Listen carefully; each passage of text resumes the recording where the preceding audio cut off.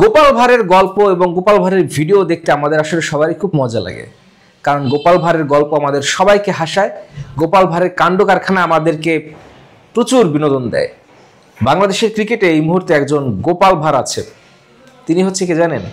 দুর্বার রাজশাহী টিমের মালিক শফিক সাহেব। বিপিএল প্রায় শেষ হওয়ার পথে, কিন্তু তিনি তার দলের ক্রিকেটারদের এখন পর্যন্ত একটা টাকাও দেয়নি।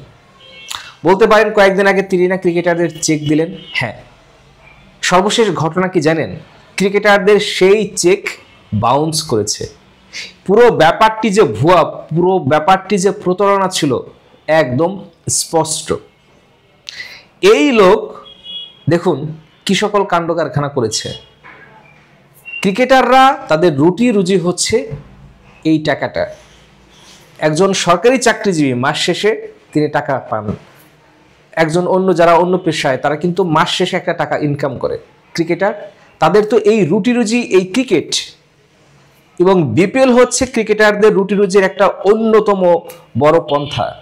আপনি সেই ক্রিকেটারদের খেলাচ্ছেন কিন্তু তাদেরকে টাকা দিচ্ছেন না, মানে এটা চিন্তা করতে পারেন কত বড় প্রতারক, কত বড় এই লোকটা, কত বড় প্রতারক শুধু একবার ভাবেন। ক্রিকেটাররা যাতে ম্যাচ বয়কট না করে এই কারণে তাদেরকে একটি ভুয়া চেক দিয়েছে এবং সেই চেক বাউন্স করেছে। এই মালিক এমন একজন মালিক যিনি কিনা বাংলাদেশের ক্রিকেট ইতিহাসে, বিপিএল এর ক্রিকেট ইতিহাসে সেই নিয়ম ভেঙে বিদেশি ক্রিকেটার খেলাতে পারেননি। এই মালিক হচ্ছে সেই মালিক যিনি কিনা চট্টগ্রামে যখন ক্রিকেট টিম খেলতে গেছে তখন সেই হোটেলের বিল পরিশোধ করতে পারেন নাই। এই মালিক হচ্ছে সেই মালিক যিনি কিনা ম্যাচের দিন এই টাকা পরিশোধ করতে পারেন নাই বলেই ঢাকার হোটেল থেকে বাধ্য হয়ে অন্য হোটেলে নিয়ে গেছেন। মানে চিন্তা করতে পারেন দেশের ক্রিকেটটাকে কোথায় নিয়ে গেছে এই লোক। মানে কমেডিয়ান বলে না, এই লোকটা আসলে বিপিএল এর মানে কিভাবে মালিক হয় আমি সেটা জানি না। দুর্বার রাজশাহীর এই মালিক, এনাকে এই ভদ্রলোক তো মালিক না, এই লোক হচ্ছে জীবন্ত একজন কমেডিয়ান। তিনি তার আচরণ দিয়ে, তিনি তার কাজ দিয়ে মানুষজনকে হাসিয়ে যাচ্ছেন, এবং বাংলাদেশের ক্রিকেটের জন্য এটা অবশ্যই একটা অশনির সংকেত।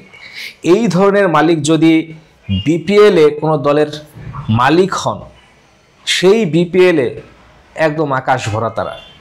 ক্রিকেটাররা টাকা পাচ্ছেন না, ক্রিকেটাররা টাকা না পায় নিউজ হচ্ছে, এই ব্যাপারগুলো ছড়িয়ে যাচ্ছে গণমাধ্যমে। এমনকি বিদেশি যে সকল ক্রিকেটাররা এখন পর্যন্ত টাকা পায়নি, এরা তো অবশ্যই গণমাধ্যমে মুখ খুলবে।